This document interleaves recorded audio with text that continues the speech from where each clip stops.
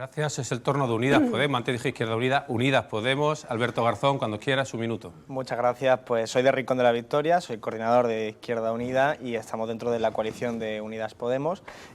Soy economista, como decía, licenciado por la Universidad de Málaga y básicamente me presenté a las elecciones en el año 2011 como una especie de accidente, porque yo estaba trabajando de investigador en cuestiones económicas, nos presenté para echar una mano en un momento muy convulso de crisis económica en nuestro país y siempre he sido de la concepción de que la economía tiene que servir para que las familias trabajadoras vivamos mejor. Y esto es algo que me ha movido especialmente a raíz de la crisis, cuando hemos visto que los que se han beneficiado de la crisis han sido una minoría, que se ha beneficiado por múltiples canales mientras se ha recortado en los servicios públicos. Esta misma lógica es la que me llevó también a presentarme como candidato a la presidencia del Gobierno en las elecciones de 2015, a trabajar la unidad de la izquierda sumando en la alianza con Podemos en el 2016 y ahora de nuevo a repetir en la provincia de Málaga, que es mi provincia, para obtener los mejores resultados posibles, para llevar a cabo políticas que, como decía, mejoren la vida de las familias trabajadoras.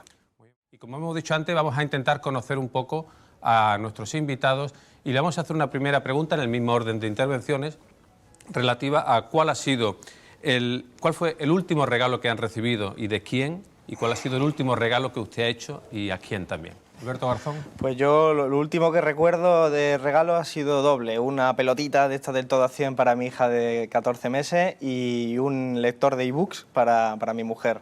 Y lo último que he recibido, que también fue por la misma fecha, ha sido algo muy práctico, un pijama de invierno para cuando llegue el invierno.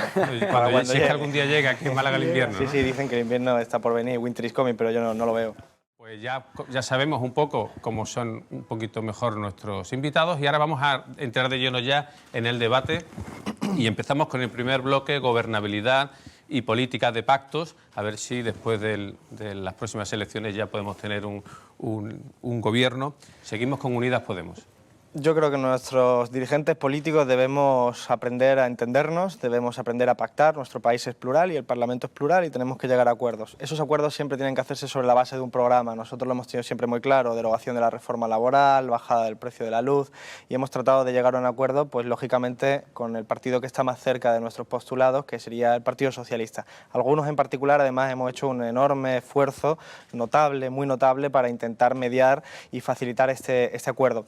Pero después de 5 meses de negociación, me temo que la clave ha sido lo que el propio Pedro Sánchez reconoció cuando ya se montaron las elecciones, que fue que él no podría dormir tranquilo si hubiera llegado a un acuerdo con nosotros que implicara que tuviéramos decisiones de gobierno. Creo que Pedro Sánchez no estaba entusiasmado con la idea de gobernar con nosotros, tenía otra hoja de ruta, probablemente un acuerdo con Ciudadanos que Albert Rivera rechazó, que eso es lo que planteaban, pero en cualquier caso creo que en la Moncloa había unos ingenieros sociales que le dijeron, mirando las encuestas: fíjate que dentro de 5 meses te va a ir bien. Creo que eso ha sido la causa principal de por qué estamos repitiendo elecciones. De acuerdo. Ha habido muchas alusiones, pero si, salvo que me digan lo contrario, seguimos la ronda. Alberto. De acuerdo, sí, Nacho lo ha dicho con cierta, yo creo que honestidad.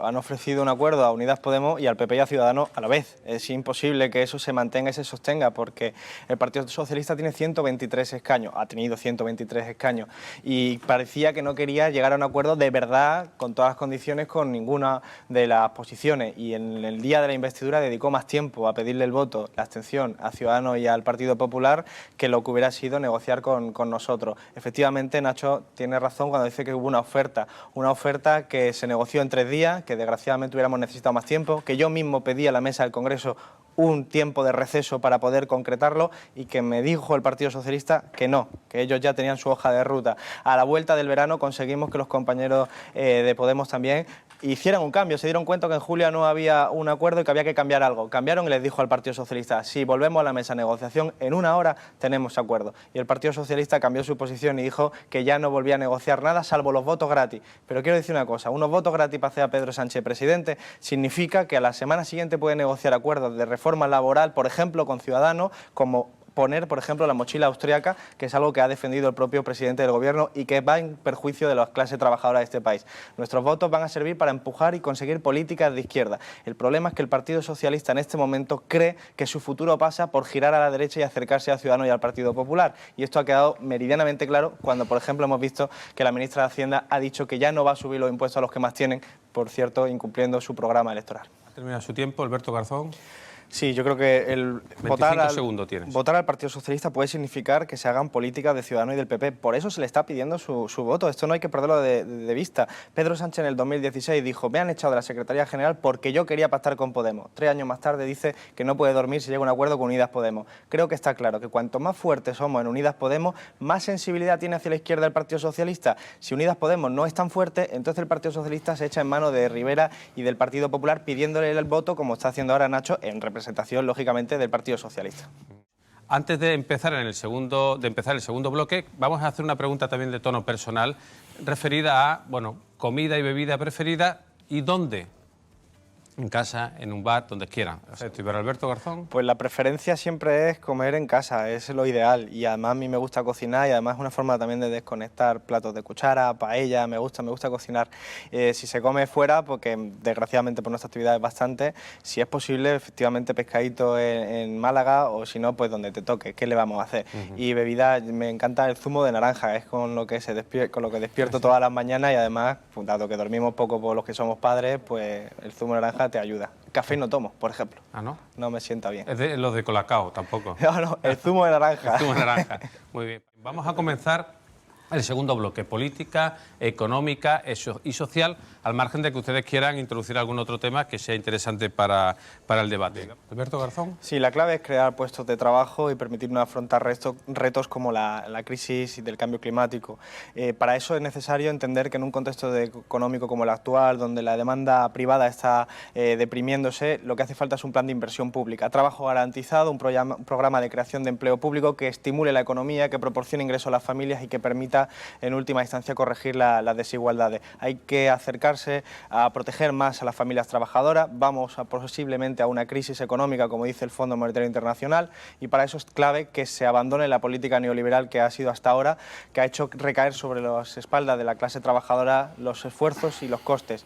Para eso hay que derogar la reforma laboral, para eso hay que mejorar la protección de las familias trabajadoras y, por ejemplo, eso tiene referencia con el Partido Socialista, que ha dicho el presidente que apoya el modelo de la mochila austríaca, que es un modelo de despido gratis, es lo que demandan los grandes empresarios. Probablemente hace eso para poder satisfacer a PP y Ciudadanos en un posible acuerdo posterior.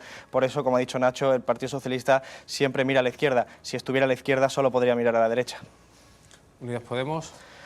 Yo creo que el principal problema que tienen los españoles y especialmente los malagueños es que los salarios son unos salarios de miseria y con esos salarios de miseria no te puedes ni acceder a una vivienda, no puedes acceder a un proyecto de vida digno, no puedes tener familia, tienes enormes dificultades, esto está generalizado. Por lo tanto, lo primero que hay que hacer es ver cómo es posible subir esos salarios y los salarios no se suben por decreto, a excepción quizás del salario mínimo interprofesional que se consiguió, como decía Nacho, con un acuerdo con nosotros, cuando el Partido Socialista quería acordar las cosas con nosotros. Hay que hacer políticas económicas, por ejemplo, derogar la reforma laboral, lo dice el Comisiones Obreras, lo dice UGT, lo dice el resto de sindicatos. ¿Ese es el camino correcto para proteger a la negociación colectiva? El problema que hemos escuchado a la ministra de Economía en funciones, Nadia Calviño, y al propio Pedro Sánchez decir que ya no la van a derogar, que las condiciones actuales implican que no hay que derogarla. Yo creo que hay que hacerlo y creo que además lo que hay que hacer es un plan de inversión en empleo público, porque eso es lo que va a estimular la economía. Creo que con salarios la gente va a consumir en las pequeñas y medianas empresas, va a generar puestos de trabajo. El modelo de la derecha lo conocemos, bajar impuestos a los más ricos, lo conocemos, y con eso hay menos dinero para pagar la sanidad pública, la educación pública, las pensiones públicas, deprimen el estado social, el estado del bienestar. Pero por eso no entiendo por qué el Partido Socialista está seduciendo a esas derechas, como la ministra Montero, y acababa de citar yo antes, ha renunciado a subir los impuestos a los que más tienen. Si hay un momento de dificultad económica, esta crisis la tiene que resolver los que más tienen, los que se han ido de rosita. Ana Patricia Botín cobra 30.000 euros al día y no se puede envolver una misma bandera que la mía. Somos personas distintas, representamos clases sociales distintas. El Partido Socialista tiene que entender que no le debe hablar a esa gente, sino a la gente más necesitada. Y eso solo lo hace si Unidas Podemos está fuerte. La mayoría de los españoles no hemos salido de la crisis. La mayoría de la gente no ha salido de la crisis. Nos encontramos con que una pequeña parte de la población sí ha salido de la crisis y los bancos, que son los que la crearon, sí han salido de la crisis. Por lo tanto, lo que necesitamos es algo tan radical y revolucionario como cumplir la Constitución, que haya redistribución, que haya lucha contra la desigualdad. Y eso implica saber que hay que reformar el sistema fiscal, que hay que hacer que se pueda tener dinero para financiar los servicios públicos. Las propuestas de la derecha que aquí se plantean lo único que hacen es beneficiar a los de siempre, a los que se han ido de rositas con esta crisis. Entramos en la recta final de este debate y en esta ocasión hemos decidido dejar el bloque abierto, teniendo en cuenta que hay muchos temas de actualidad. interesantes. El asunto de la exhumación de Franco ha sido una especie de aperitivo, ¿no?, para que podamos hablar de modelo territorial, de modelo de Estado, del conflicto con Cataluña o de los temas que quieran ustedes apuntar en este debate. En los últimos meses hemos visto en Málaga manifestaciones de la gente más joven. Han salido a la calle no solo en Málaga, sino en todo el país y en toda Europa, advirtiendo contra el cambio climático, advirtiendo contra la pérdida de biodiversidad, advirtiendo que no hay un planeta B. Y yo creo que la política, sin embargo, no está sabiendo escuchar esa enorme inteligencia colectiva de la gente más joven de nuestra tierra. Igual que hace unos meses también han seguido saliendo las mujeres luchando contra el patriarcado, contra el machismo. Creo que la política tiene que incorporar eso. Para mí, eso, incorporado, es el futuro de España. España no es una cuestión de pronunciarla 50 veces ni envolverse en una bandera. Hay que saber qué es lo que queremos para el futuro. Lo que quiero yo para un futuro y para Málaga no son sequías, ni son desertificación, ni son peleas por el agua potable, ni son peleas de esa característica. Es saber convivir en igualdad, redistribuyendo y obedeciendo a un planeta que es el único que tenemos. Creo que todo eso es lo que tenemos que incorporar junto con la política social y económica que hemos podido debatir antes. España es eso, España se concreta, no vale de nada pronunciarlo, llenarse la boca con la palabra España, hay que concretarla en políticas que mejoren la vida de las familias trabajadoras. Está bien, entiendo que no quieras envolverte la bandera, pero es que en los actos de Podemos veo todas las banderas menos las de todos.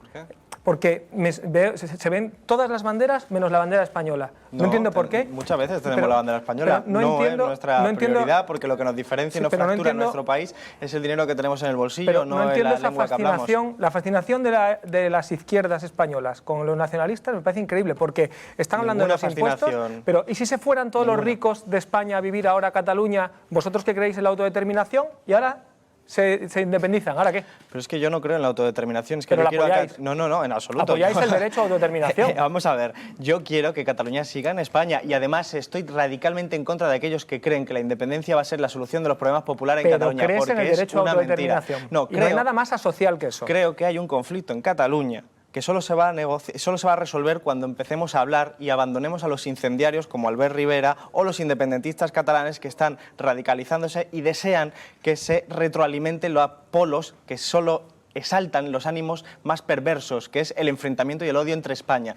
La solución va a venir necesariamente por diálogo, negociación y dentro de esa negociación todo lo que quepa en la ley para resolver ese problema. Para mí esa solución se llama federalismo y esa la vamos a defender siempre. Una república federal nos parece el modelo adecuado, otros tendrán otro, pero federalismo para mí es la solución. ¿Iguales todos? Iguales en las clases populares, porque tengo más en común con un trabajador o trabajadora de las fábricas en Barcelona que con Torra o que, por ejemplo, con Ana Patricia Botín, a la que ya cité antes. Por eso digo, federalismo lo vamos a defender siempre, frente a los incendiarios y también, he de decir, frente a un partido socialista que lo incluye un día en el programa y a las 24 horas lo quita, o al revés. Y creo que esos bandazos no sirven. Creo que necesitamos serenidad, prudencia, templanza y aprender de la historia. Hace no muchos años, los dirigentes del Partido Comunista que habían sido perseguidos por el franquismo, algunos pasaron 20 años en la cárcel como Marcos Ana, se sentaron a negociar con los que habían sido responsables de su sufrimiento y gracias a eso conseguimos avanzar. El diálogo es el único camino. Los incendiarios de un lado y de otro lo único que hacen es complicarlo. Por eso, serenidad, templanza y diálogo. No se va a resolver antes del 10 de noviembre, quizás no se resuelva el año que viene, pero hace falta ser capaz de bajar el balón al suelo y poder hablar de los problemas. Y hablaremos con gente que no nos cae bien, y hablaremos con gente que defiende cosas que no nos parecen bien, pero ese es el único camino. Y me temo que en este momento las tres derechas reaccionarias lo que están haciendo es echar más leña al fuego, y el Partido Socialista no está siendo lo determinante que debería ser, siendo el presidente del gobierno. Bien, yo le voy a hacer una pregunta al hilo de todo esto que hemos estado hablando y le pediría mucha concisión. ¿Creen que hay riesgo de unas terceras elecciones o ven factible y muy posible que no se llegue a esas terceras elecciones porque antes se llegue a algún acuerdo?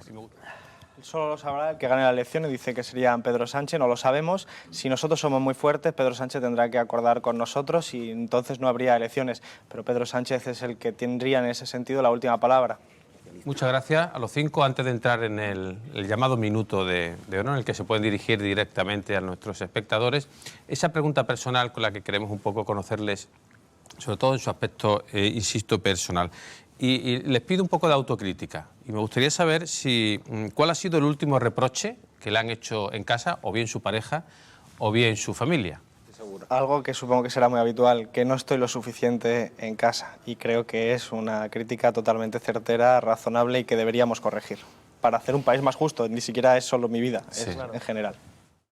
Han pasado 10 años desde que comenzó la crisis económica en nuestro país y podemos decir, con la ventaja que nos da ese tiempo, que hemos vivido una estafa que ha permitido socializar pérdidas y privatizar ganancias, donde se ha incrementado la desigualdad, donde hoy la mayoría de las familias trabajadoras viven peor que hace 10 años, como consecuencia de las políticas neoliberales aplicadas por los gobiernos diferentes del Partido Socialista y Partido Popular desde 2009. Por lo tanto, lo que nos jugamos este 10 de noviembre es precisamente qué políticas vamos a hacer a partir de ahora.